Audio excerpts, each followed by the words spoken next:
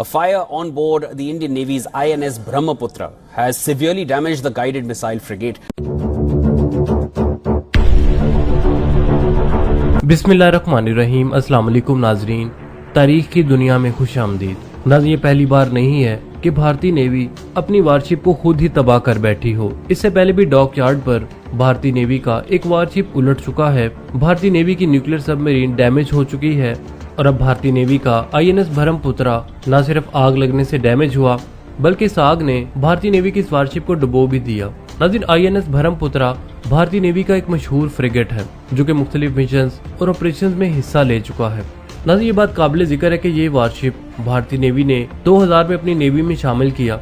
इस फ्रिगेट को इंडिया में ही तैयार किया गया और जदीद टेक्नोलॉजी से लैस भी किया गया। ये जहाज ब्रह्मपुत्रा क्लास फ्रिगेट का हिस्सा है जो इस सीरीज का दूसरा जहाज है।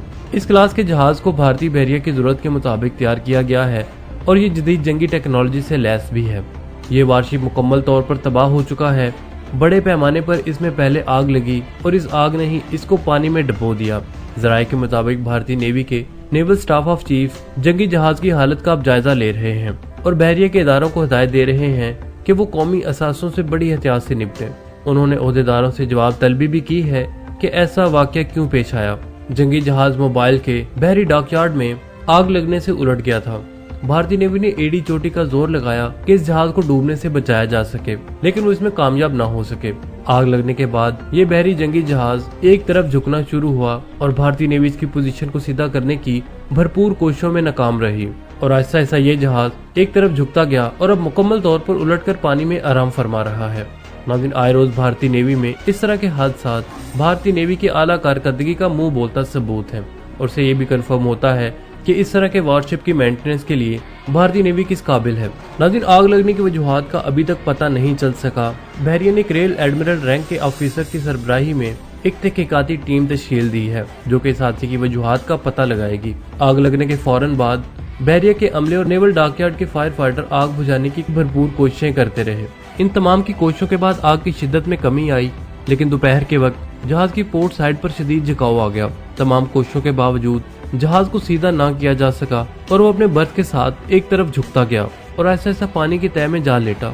तमाम अमले के अफराद को महफूज निकाल लिया गया सिवाय एक जूनियर सेलर के जो कि अभी तक लापता है। इस सेलर की तलाश जारी है और बचाव टीमें इसे ढूंढने की कोशिश कर रही हैं। नाज़रीन, भारतीय बहरिया ने इस हादसे की मुकम्मल तहकीकात के लिए एक कमेटी तश्कील दी है जो कि तमाम पहलुओं को जायजा लेगी और जिम्मेदारी का तयन करेगी। Chief of naval staff Dinesh Kumar ने हादसे के बाद नेवल डॉकयार्ड का दौरा किया और इस वाक़े की तफसीली रिपोर्ट दिफाई वजीर राजनाथ सिंह को दी।